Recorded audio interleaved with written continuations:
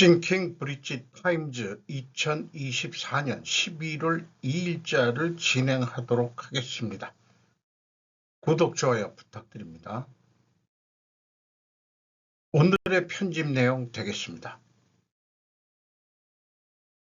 박정희 베트남 파병, 김정은이 러시아 용병이라고 박정훈 논설실장 조선일보입니다. 우크라이나 전선이 북한 군인의 집단 탈북 루트가 될지 모른다. 역사 진보의 방향을 거꾸로 짚은 김정은의 도박은 결코 성공하지 못한다는 것이 논설의 주요 골자가 되겠습니다.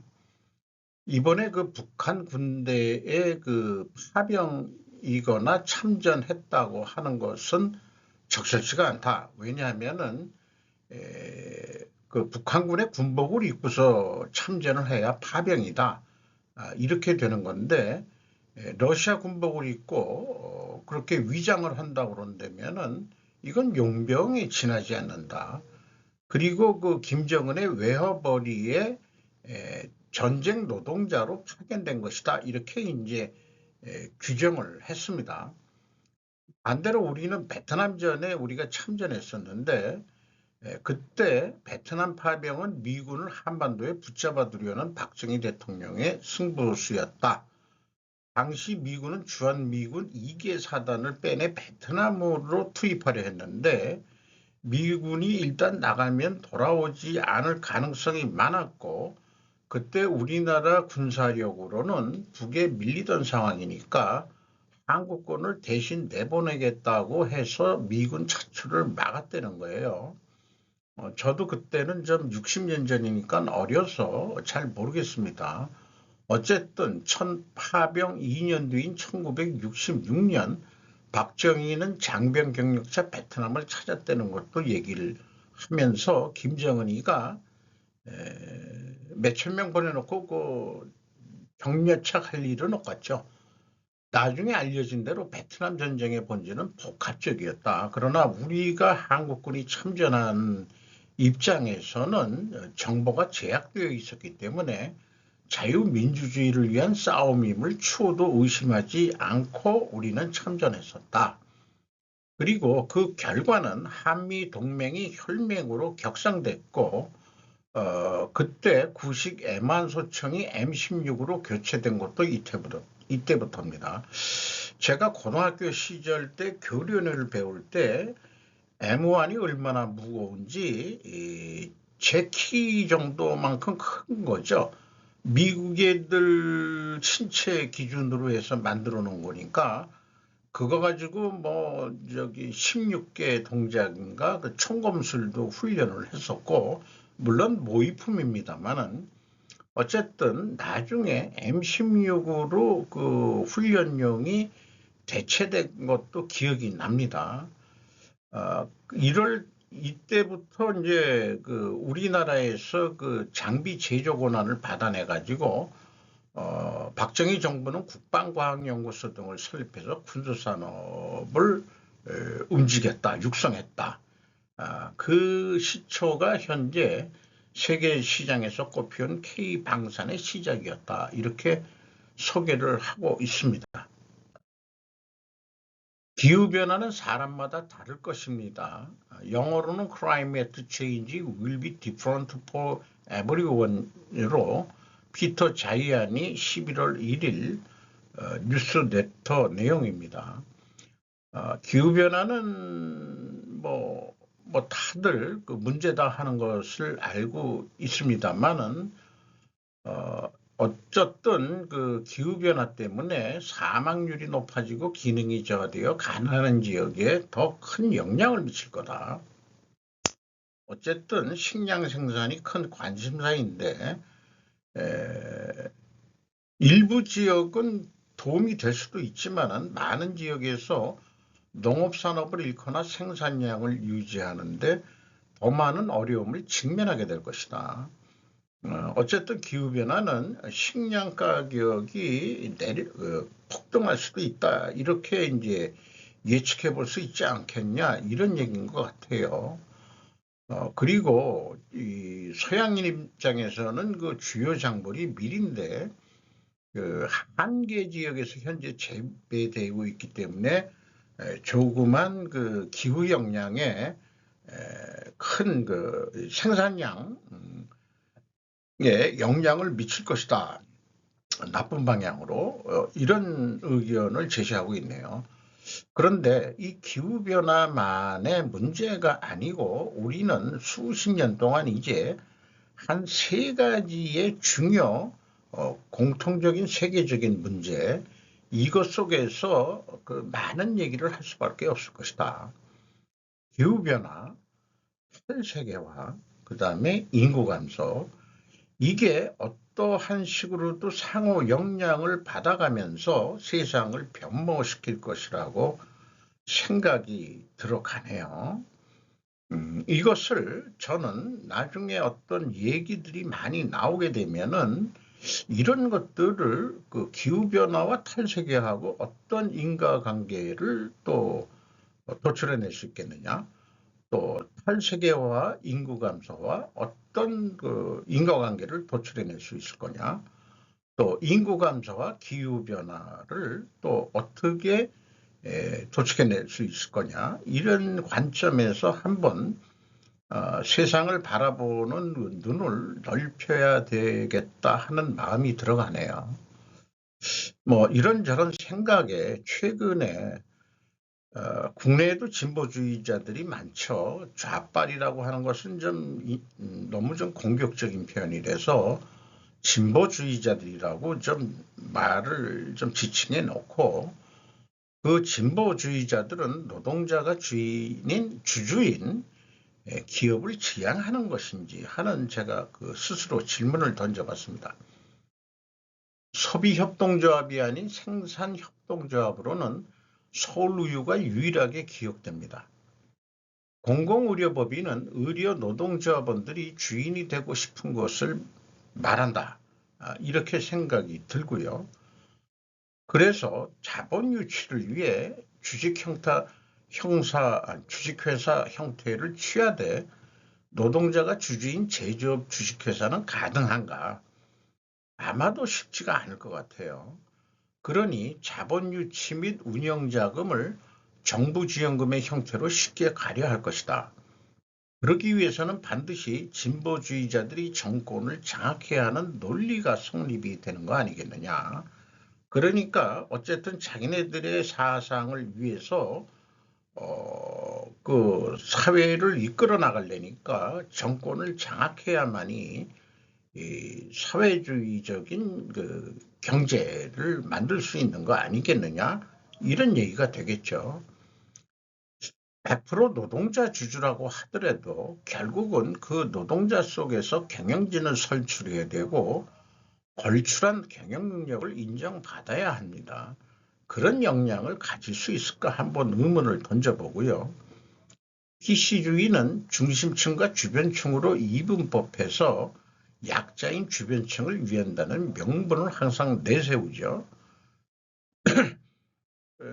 인간과 개 관계에서 인간을 중심으로 보고 개를 주변으로 보니까 약자로 보니까 애견이고 한국은 그 약자를 먹는 개고기를 먹는 거로 프랑스 애들이 공격을 했죠. 이런 얘기가 되는 거겠죠.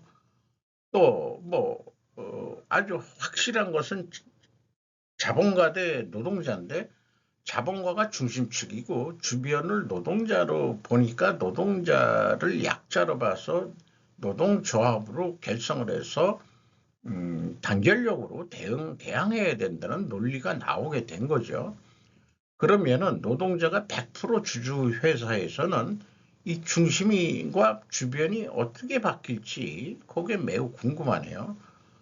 결국은 제가 생각할 때는 독재를 성공한 공산주의자가 지배층으로 군림하게 될 것이고 여전히 근로자들은 주변층을 벗어날 수 없을 것이다. 그것이 바로 중국과 북한 체제가 되지 않겠냐. 저는 그렇게 생각을 합니다. 이 8대2의 그 파레토 법칙에서 끝부분이 롱테일 법칙이라고 얘기할 수 있는데 물론 이 그 긴 꼬리에서 특출한 일이 검은 백조처럼 나타날 수도 있다는 것이 현실이라는 거죠. 어쨌든 그런 사회적 기업이 성공하는 사례도 나온다면은 우리가 보는 눈을 좀 다르게 볼 수도 있겠죠. 사회적 경제에 대한 단상이라고 제가 제목을 붙여서 제 에세이 성격이라면 성격같이 한번 정리를 해봤습니다. 기업 손익을 스루프 손익으로 분석하면서 문득 느끼는 것은 재벌 등 대기업 집단이 자회사, 손회사, 종손회사, 증손회사까지 이어지는 수많은 지배구조를 느끼게 됩니다. 그렇다면 그것은 재벌 기업군이 대한민국의 경제를 지배하고 있다는 상징일 것입니다. 그게 대충 20대 80이란 파레토 법칙의 지배구조일 것 같습니다. 80%에 해당하는 중소기업과 자영업자들은 대기업의 먹이사슬에 종속되어 있는 느낌이기도 합니다. 왜 이렇게 되었을까? 승자 독식이라는 책도 나온 게 있었고 자본주의는 원래 그렇게 되는 거다 이런 현실론이 있고, 그러나 자유자본주의를 인정하는 입장에서 가끔 좌파적인 입장에서 이 구조에 뭔가 문제가 있는 것 아닐까 생각하게 됩니다. 대기업 조직을 나와서 실질적 은퇴를 하게 되는 일반적인 코스 속에서 저는 살아왔다고 보는데, 좋은 콘텐츠이든 아니든 자영업으로서의 기업을 창업한다고 하지만 그리 녹록지가 않다. 그래서 이스라엘의 경우를 좀 부러워하기도 해요. 70대 창업도 창업 자금을 밀어준다는 거죠. 그런데 그것도 성공 확률은 8대 2 정도로 해서 실패가 8할이고 2할 중에서도 폭출나게 성공하는 것은 소수이긴 하겠습니다만은, 그러면은 그 창업 자금이나 이런 거를 이스라엘 정부가 돈을 그 창업자들한테 70 노인한테도 대출을 해줬는데, 그러면은 그거를 받느냐 그러면은 안 받는다는 얘기입니다. 그리고 한 번으로 끝나는 게 아니고 이 부활전 성격으로 또 돈을 대준다는 거예요. 그러니까 이스라엘의 그 경제가 20%만 성공해도 거기에서 이자를 받고 원금 회수하는 돈으로 충분히 이 창업 자금을 지원해 줄 수 있다는 뉴스가 기억이 나네요. 그리고 어찌 보면은 사업가란 기질도 있어야 할 것입니다. 자영업자를 하더라도 보통 월급쟁이 출신으로서는 그런 기질에 대한 역량이 없을지도 모르겠어요. 제 얘기를 두고 하는 얘기긴 합니다만은, 여기에 분노하는 사람들이 있을 수 있겠다는 것을 인식하게 됩니다. 바로 진보주의적이라고 라는 부류이다. 이들은 기존의 구조를 부정하고 싶다. 머릿속에 든 건 많은데 왜 우리는 경제 지배층들에게 종속되어 살아야 되냐고 말이다. 사업가 기질이 부족하니 정치적인 측면으로 이를 해결하라고 했던 것 아니었을까? 그러니까 진보주의 사고방식을 가지고 있는 사람들은 정치를 안 할 그런 길로 갈 수밖에 없는 사고방식인 것 같아요. 그럼에도 불구하고 사회적 경제를 제가 학습해본 입장에서 사회적 경제의 최선은 결국 협동조합일 수밖에 없을 것이라는 결론에 저는 도달합니다. 그러나 사회적 경제는 어찌 보면은 파랑새란 꿈이다라는 게 제 생각입니다. 현재까지. 어떤 사람의 표현으로는 사람이 인생에서 사람은 안 변한다고 그러지만 또 사람은 변한다는 관점을 가지고 있는 사람들은 한 번만 변하는 게 아니고 여러 번 각성할 수 있다.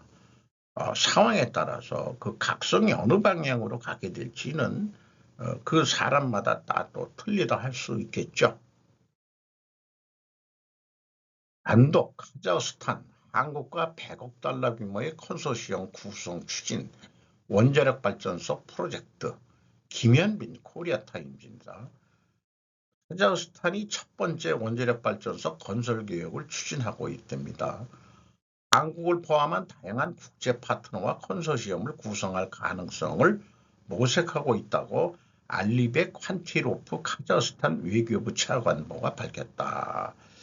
뭐 한마디로 그 카자흐스탄에서 원자력 발전소를 만들려고 그러는데 한국을 포함한 컨소시엄을 형성해서 원자력 발전소를 추진하겠다.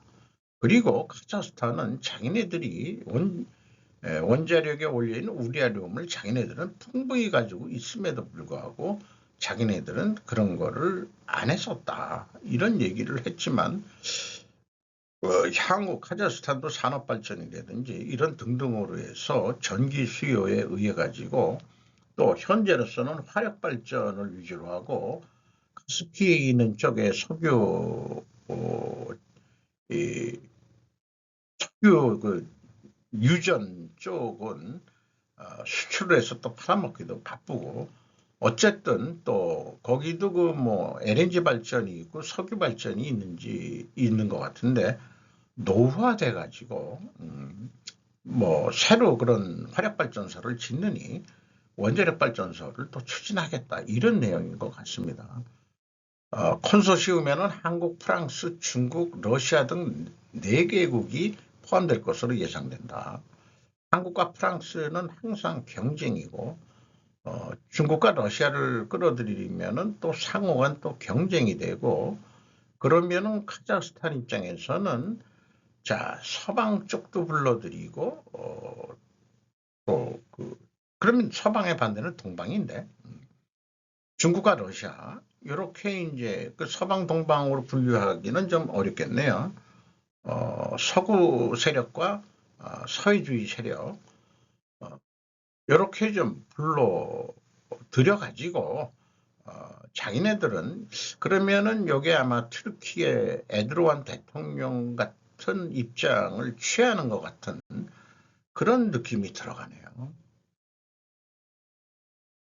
목록 동심 파괴라고 저도 그 관심 있게 보는 방송입니다. 이시바 시계로 내각 총선 폭망의 이유 약간 그 시기성이 약간 뒤처졌지만은 이 방송을 보면서 저는 항상 자극을 받는 게 전형적인 상관관계를 전문으로 하는 방송으로서 개인적으로 과학적 사고방식을 저한테 각성하게 만들기도 합니다.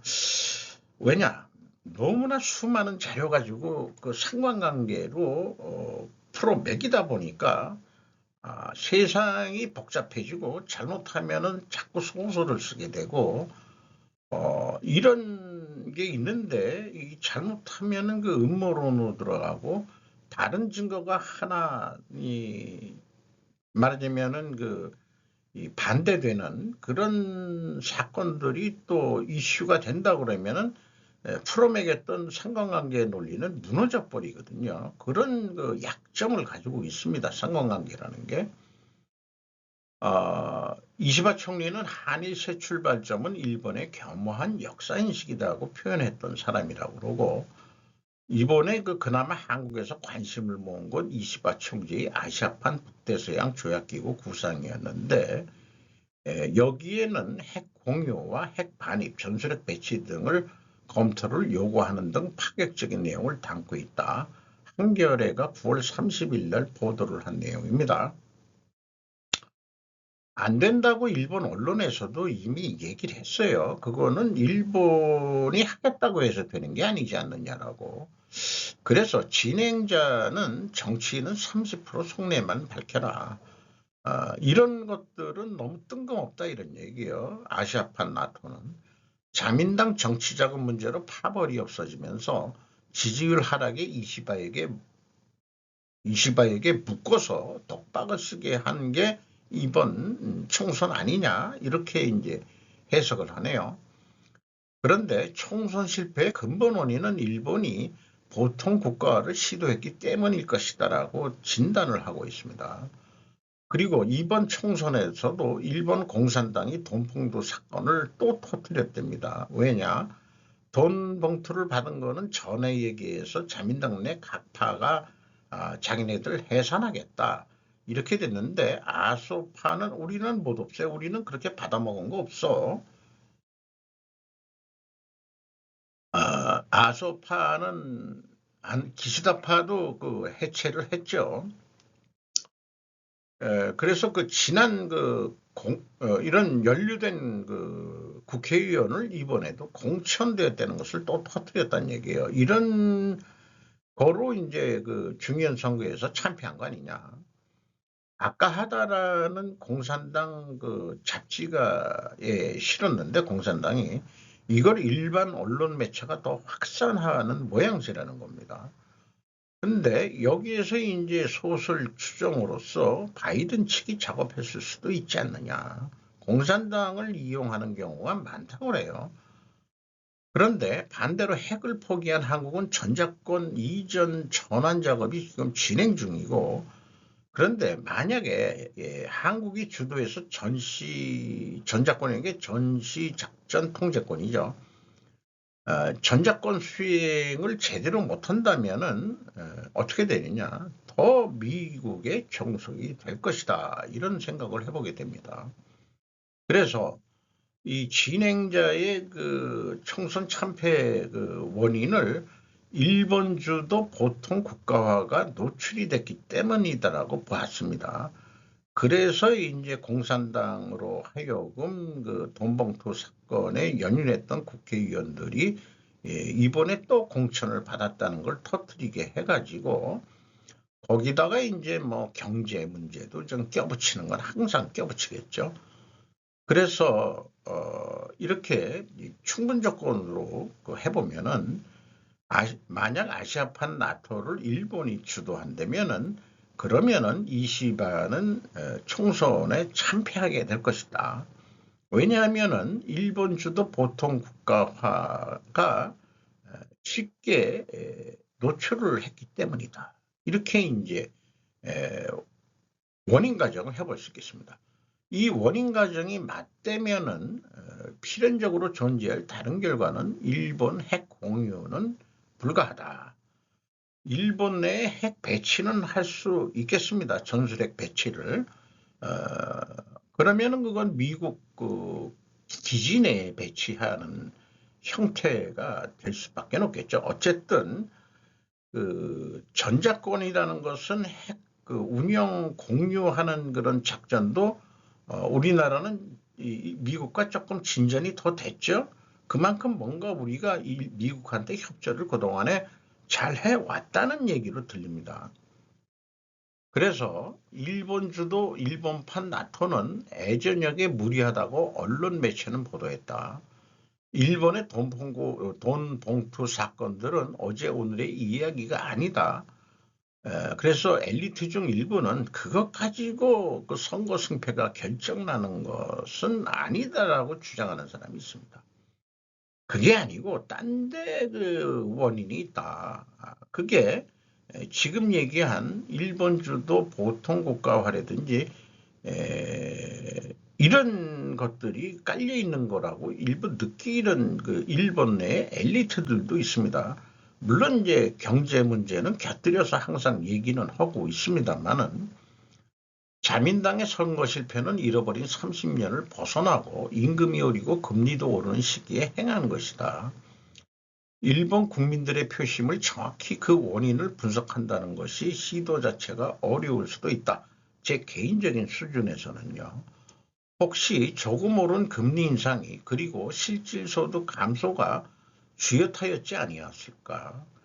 디플레에 익숙한 것에서 인플레는 감당하기 어려운, 새로운 적응하기 어려운 시기였지 않았을까? 이번 이시바 그 자민당 총재에 의한 그 중의원 선거가 이런 시기, 어떤 이 변곡점 같은 시기였기 때문에 일본 국민들의 마인드가 디플레이션에서 익숙해 있는데 인플레이션 방향으로 가는데, 이게 지금 심리적으로 젊은 세대도 그렇고, 젊은 세대들은 가격이 왜 올라? 원래 가격은 항상 똑같은 거 아니야? 그런 고정관념에 살아왔다는 거죠. 그러니까 야, 이게 뭐 정치 어떻게 해먹는 거야, 이거. 그렇게 이제 해가지고, 우리나라는 뭐 많이 써먹는 얘기가 못 살겠다 바꿔보자 이런 거였는데, 결론은 바꾸진 않았어요. 그 과반수 밑으로 떨어졌다는 얘기지. 입헌민주당인가 제1야당이 그 의석수가 늘어나고요. 그래서 그렇다면은 충분 조건으로 원인 가정을 좀 바꿔보면 어떤 일이 발생되겠느냐 생각을 해보는 거예요. 이펙트 코즈 이펙트 과학적 사고방식으로 생각을 해볼 때 전에 이제 제 개인적인 이건 학문적인 근거가 있는 얘기는 아닙니다. 제가 그동안에 뭐 생각해 보면서 이렇지 않을까라고, 그러니까 과거와 현재는 결정론적으로 얘기는 할 수 있지만은 미래에 대해서는 확률론적으로 생각할 수밖에 없다. 이런 게 이제 제 생각이죠. 그러면은 이 원인 가정을 과거라는 그 원인 가정을 미국 종속 일본의 보통 국가화를 일본 정치인이 추진한 것을 원인이라면은 만약에 20가 총선이 승리했다면은 아시아판 나토 성립이 가능할 것이다. 왜냐하면은 미국에 종속된 일본의 보통 국가를 의도했기 때문이다. 그렇게 전략을 세웠기 때문이다. 이렇게 이제 미국하고 사전 조율이 됐다면은 아시아판 나토 성립도 가능했을 것이다. 이렇게 봅니다. 그러면은 이 가정 원인이 맞다면은 필연적으로 존재할 다른 결과를 우리는 예측해 볼 수 있어야 되는데 이미 거의 뭐 현실적으로 나타나고 있는 얘기입니다만은 미중 전쟁을 위한 한미일 동맹이 결성이 될 것이다. 그러니까 미국의 입장에서의 주 관심사는 한일 관계도 아니고 미일 관계도 아니고 미중 전쟁 관계에 의해서 미국이 이기기 위한 패권을 유지하기 위한 방향으로서 동맹들이 자기 목소리를 각각 내면 니들 곤란하지 않느냐. 그런 입장이 미국의 입장일 것이다. 따라서 대통령이 누가 되든 이것은 변함없이 미국이 우리 그 동아시아 전략으로서 변하지 않는 전략일 것이다. 이렇게 판단이 됩니다. 일본 언론 매체가 보도한 참패 원인은 정치 파벌 등 돈풍도 사건 및 경제 실질 소득 하락으로 돼 있지 일본의 보통 국가화, 일본이 주도하는 보통 국가화는 살짝 빼고 있어요. 미국만이 아니라 영토도 동아시아 자체에서 주도권을 가져간다면 매우 싫어할 것이다. 이시바가 골골대면서 1년 정도는 총리직을 유지할 것으로 보인다. 아소 따로파가 자민당 내에서 1위가 되었다. 이게 우리말로는 뭐 마생이라고 읽어야 되나요? 이게 맞자가 아닐 텐데. 부아베파 59석에서 20석으로 팍 죽었어요. 아베파 이제 거의 없어졌네요. 아소파가 40석이었는데 31석으로 줄었지만은 중의원 선거 후에 가장 많은 의석수를 갖게 되니까 자민당에 내에서 아소가 좀 부각이 더 될 것 같네요. 아베파가 근데 보통 국가화 세력이었다. 자민당이 제1정당은 유지되나 헌법 개정 정족수는 부족해진 것이다.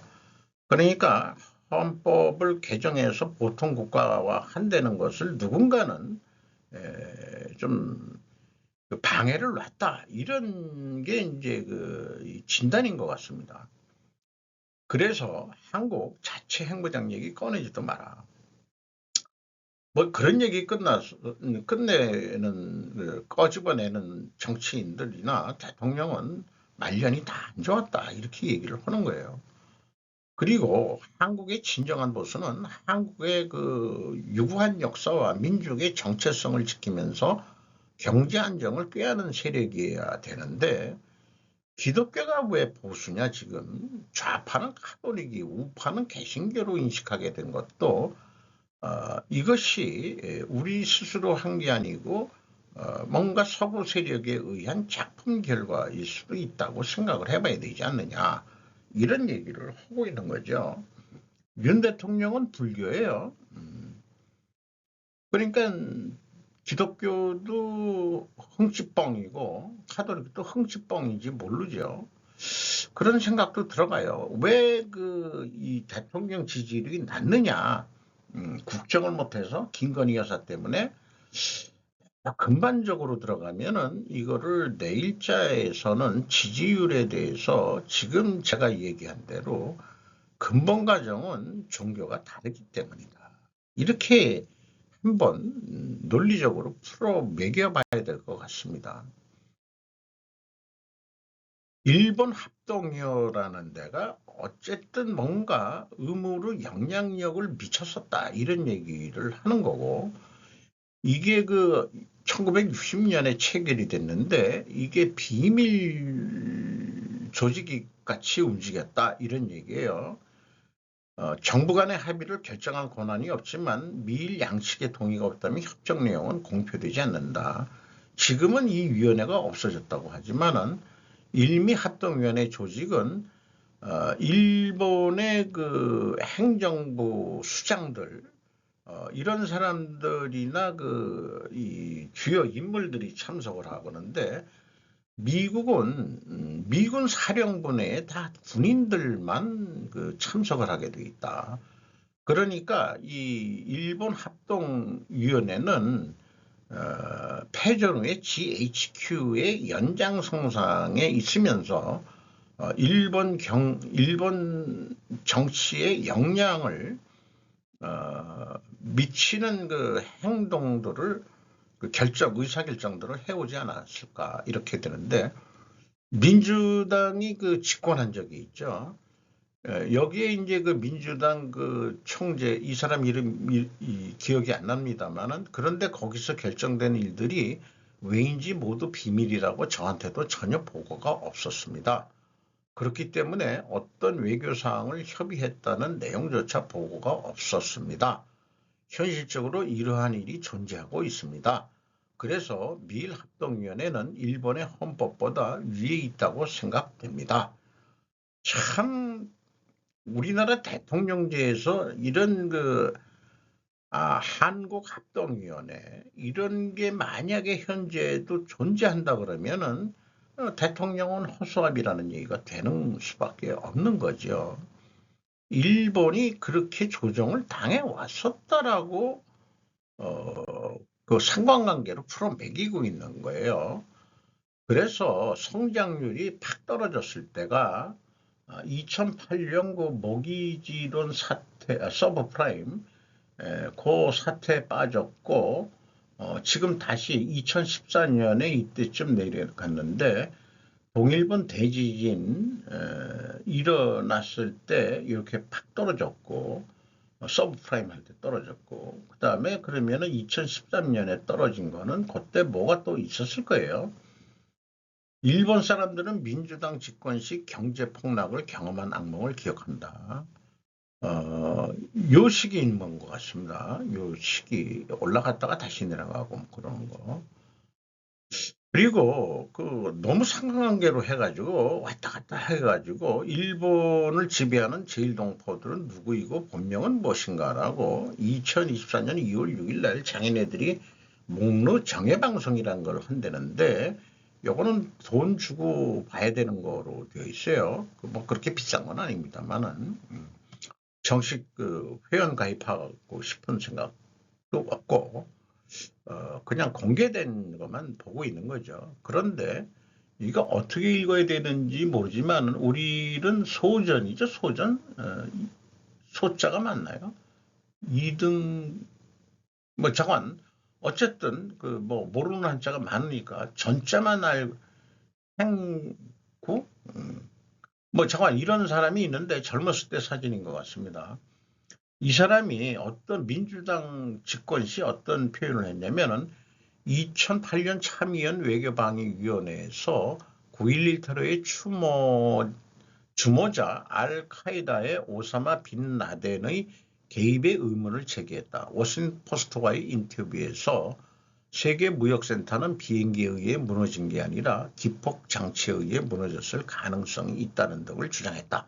이에 신문은 3월 8일자에 후지타의 후지타네요. 후지타 이게 발언에 대해서 엉뚱하고 거짓말이 있어 논의할 가치가 없다고 혹평했다는 거예요.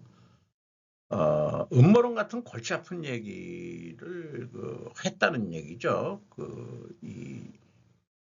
언론에서. 그래서 진행자는 이렇게 발언하고도 안 죽은 게 다행이다 이렇게 얘기를 하고 있어요.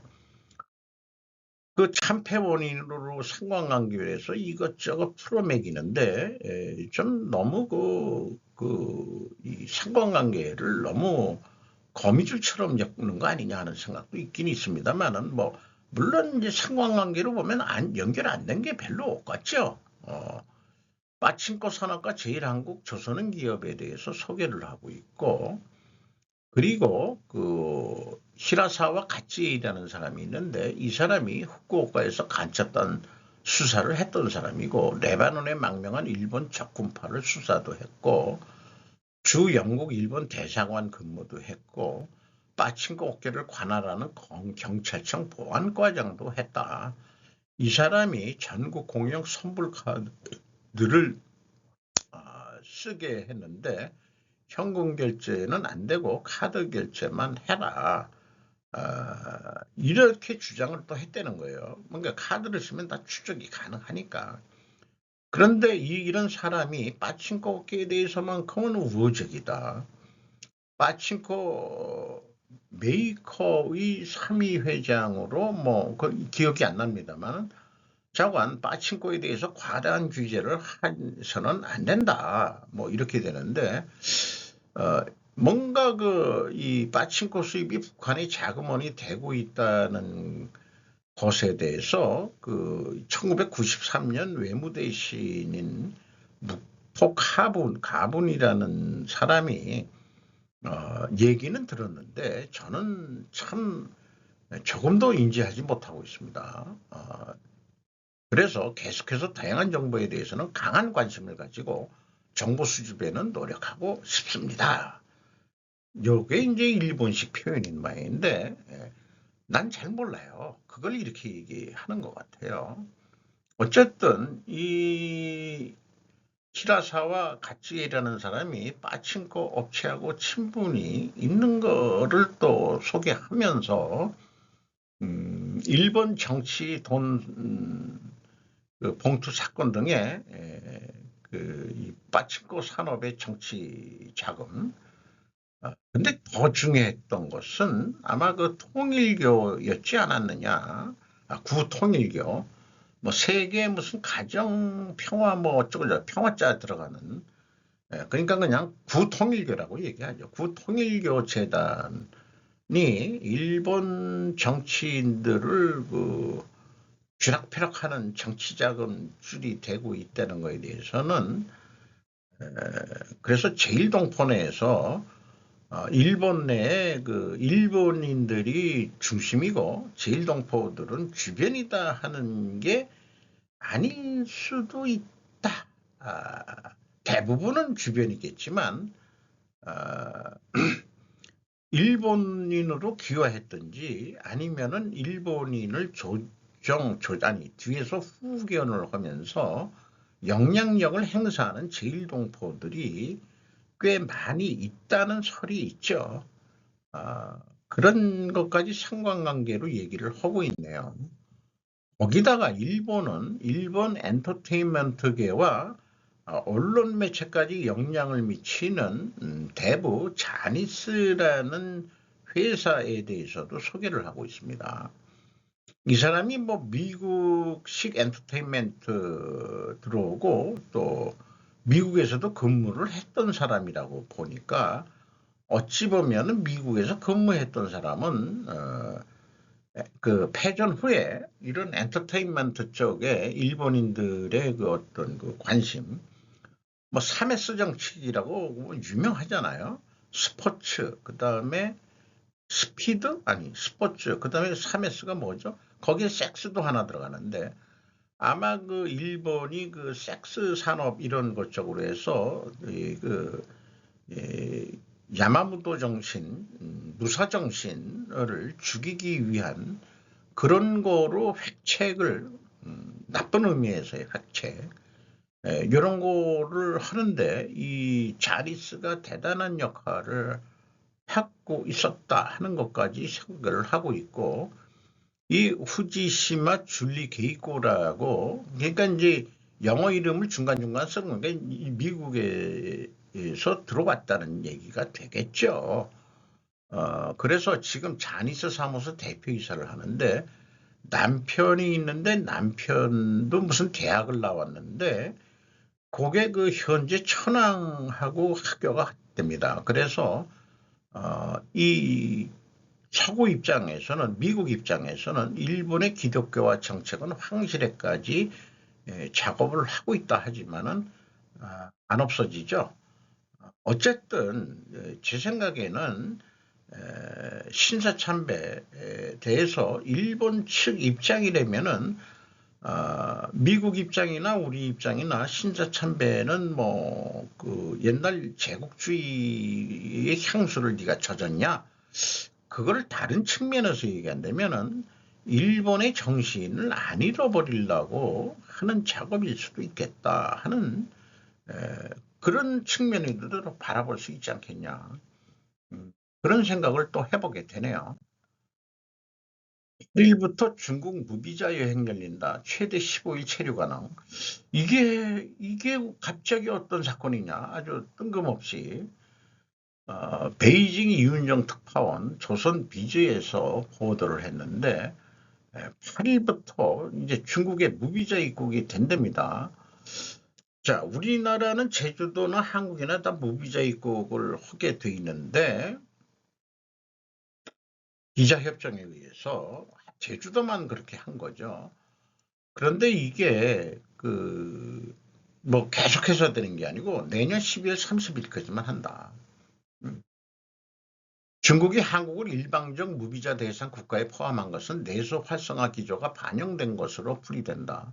여기에 한국 정부가 대통령 최측근인 김대기 전 대통령 비서실장을 차기 주중대사로 내정하면서 양국 간 관계 개선의 물꼬가 트이기 시작한 점, 이런 쪽으로 얘기를 하고 있는데 최근 한국인이 반간첩법으로 구속되면서 한국 내 반중 여론이 확산될 수 있다는 점 등도 영향을 미쳤다는 분석이 나온다. 이래서는 안 되고 그 우리나라 또 그 중국 애들처럼 간첩법을 국익에 반하면 모두 스파이로 쳐 집어넣어야 된다. 중국 애새끼들도 그러고 있는데 그러니까 요거 무마책으로 얘네들이 이런 짓을 하는 모양인데 개인적으로는 언제일지는 모르지만 동북공정 역사 왜곡 사과와 연변 조선족 자치주 한글 교육 재개를 한다면은 그 무비자 입국으로 한번 그 여행은 가볼 수 있겠다. 없는 돈이지만은. 그러나 제 개인적으로는 결론적으로 중국 해체 전까지는 절대 안 간다. 대림동서 맹황리학 기동순찰대 든든하다 대 손님끈 엇갈린 주민시절. 오동욱 기자 경향신문. 경향신문은 날짜부터 쓰네요. 뭐 언론 매체마다 쓰는 순서는 틀리지만은 의도적으로 저는 그 기자 이름을 앞세우고는 있습니다.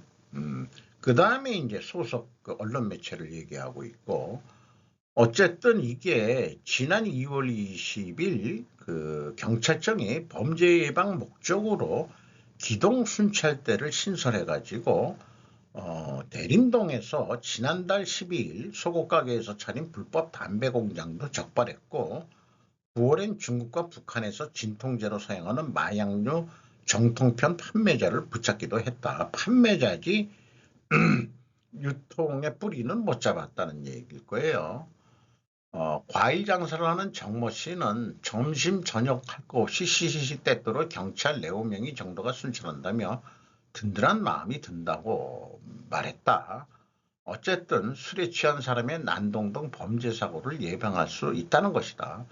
그러나 정모 씨는 경찰이 자주 단속을 하는데 솔직히 말하면 보여주기 위해 무슨 일이 있을 때마다 대리매오는 것 아니냐며 중국 사람들도 싸우거나 사고를 치면 동거생활하게 된다는 것을 안다. 어, 우범지역이었던 초창기와 달리 대림동 치안이 이미 개선됐다. 돼서 지금은 괜찮다 이렇게 얘기하는데 이 씨도 범죄도시 인가하는 영화 때문에 우범지역이라는 선입감이 너무 강해졌다며 솔직히 억울하다고 말했다 이런 얘기인데 그 대림동의 그 학교나 이런 거 봐서 그 국민 초등학교에 그 이 파라리 조선족 중국말 쓰는 애들이고 이할이 한국인이고 그러니까 그 누군가 그 교육감 새끼가 하는 얘기가 거기는 이 중국말을 가르쳐야 된다. 이렇게 한국 학교에 들어갔으면은 난 진짜 그 욕을 해도 내가 새끼라는 거는 이북에서 새끼는 욕이 아니니까 그 갓나 새끼 같은 놈들이 완전 친중 매국노들이 있어가지고 문제예요. 그건 열받게 하는 얘기입니다. 어쨌든 대림동이 우범 지역이었다 그러면 당연히 기동술자한테 신청을 해가지고 범죄 예방 활동해야 되는 건 당연한 거지. 너희들이 그런 거기에서 장사를 해먹고 산다 그러면 치안이 안정이 돼야 궁극적으로 너희들이 좋은 거지. 뭐 손님이 끊겨 뭐 이따위 얘기를 원래가 대림동이라는 데가 그렇게 장사가 잘 되는 데도 아니었던 걸로 알고 있어요. 역 근처는 물론 이제 역세권이라는 게 있긴 있습니다만은 뭐 어쨌든 지금 이 사진은 낮에 밤에 좀 시끄러울지 모르지만은 뭐 깨끗이 그래도 좀 정비가 된 것 같습니다. 이 가본 지가 꽤 오래돼 가지고 건대 뒷골목 샤브샤브 골목 같은 그런 그런 데만큼 수준이죠. 어쨌든 중국인 그 중화거리가 뭐 치안이 안정이 돼야 사람들이 더 나중에 몰릴 수 있는 거 아니냐. 그러니까 이 논리는 든든하다 대 손님 끊겨는 그 기자가 조금 그 달리 치안이 안정이 돼야 그 다음에 손님도 한다 하는 생각을 바꿔야 되는 거로 그런 논리를 또 만들 필요가 있겠어요. 비질란테, 자경단의 단원. 요즘 뭐 비질란테라는 드라마가 있어가지고 이것저것 생각을 해봤는데 현실에서의 정의는 실현되지 않을 것이라는 확신이 들었다. 그래서 자기 학대를 해왔을 수도 있다. 그런 중 가끔 화를 분출해줘야 할 때가 있다고 판단된다.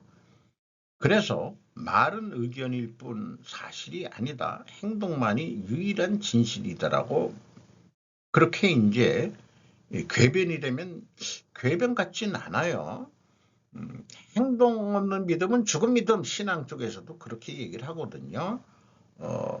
말만 하면 뭐하냐 행동이 없는 믿음은 죽은 믿음이지 신념을 행동으로 보여줘야 된다. 자기 나름의 정의를 실현시켰다고들 하지만 자신들이 무슨 짓을 해도 그들을 되살릴 수는 없는 거다.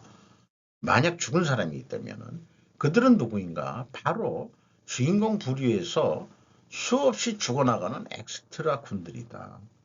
엑스트라 군들, 그들은 과연 불의 세력의 빌부터 사람들일까? 그저 밥을 먹여준다고 충성하는 자들일 뿐일지도 모른다. 뭐 그냥 액션 드라마 영화 같은 거 보기는 좋은데 허구한 날 처먹는 그 엑스트라들이 2대 8, 그 조연급까지 해서 2대 8이라는 그 중요 인물들 중심으로 그 드라마나 무슨 현실이 이루어진다면은 나라는 엑스트라 같고 보통 사람들이 주인인 나라가 돼야 되는 거 아니냐 이렇게 얘기가 된다면은 그래서인지 정의란 무엇인가를 다시 묻게 됩니다. 대한민국에 자경단원이 있을 필요가 있는가? 자경단이란 공권력을 불신할 때 자연 발생한다. 그건 드라마에서나 성립하는 것이어야만 한다. 그런 사회가 바람직한 사회일 것이다. 우리나라에 자경단이라고 실제 드라마에서처럼 있다고 한다면은 그거는 국가가 망조가 들었다는 얘기나 마찬가지 아닐까요? 물론 미국 영화에서도 옛날 어렸을 때 본 건데 유명 그 액션부 찰스 브론손이 자경 원래 의사인데 그 자기 가족이 죽으면서 경찰들이 제대로 못 해내니까 그때부터 자경 단원으로 심판하는 그런 드라마도 미국 내에는 있었죠. 그런 걸 흉내내서 우리나라에서도 그런 자경 단원에 대한 드라마들이 나온 모양인데 어쨌든 우리나라는 자경 단원이 발생해서는 안 되는 나라를 만들어야 된다고 생각을 합니다. 현대차 내수 및 수출 판매량은 감소해서도 판매 가격이 상승해서 영업이익은 증가했을까? 요거 빨리 그 3분기 께 나와가지고 좀뭐 봤으면 좋겠어요. 실제 이 매출액은 증가했을 수도 있어요. 판매 가격이 올라가지고 그렇게 생각은 들어갑니다. 또 환율이 우리가 환율 원화 가치가 떨어졌기 때문에 환율이 올라가지고 금액상으로는 올라갔을 수도 있습니다. 고려엔 빅딜 주관했다. 날벼락 맞은 미래에셋 부정거래 위반 방조가 뭐길래 노자훈 기자 조선비즈입니다. 유상증자 사실 고의적으로 누락했다면 벌금을 받게 돼 있고 과실범 입증되면 과징금 부과도 가능하다는 게 핵심적으로 금감원에서 이번에 조사를 하고 있습니다. 유상증자 계획을 미리 알고 있었으면서도 자사주 공개매수 신고서상에 기재하지 않았다면 방조죄, 반면 유상증자 사실을 모르고 있었다면 과실만 인정될 것이고 공개매수 이후 재무구정 등의 변경을 가져오는 계획을 수립하고 있지 않다고 밝힌 바 있다. 고려인이 같은 시기에 진행된다면 두 가지를 독립적으로 벌어진 일이라고 생각할 수가 없다. 금감원 한 부원장은 그러니까 이게 짜고 친 고스톱을 한 거 아니냐는 식이죠. 어쨌든 유상증자의 제동을 거는 모습이 나타난 것 같습니다. 방조죄는 형법 제32조에서 규정하고 있다.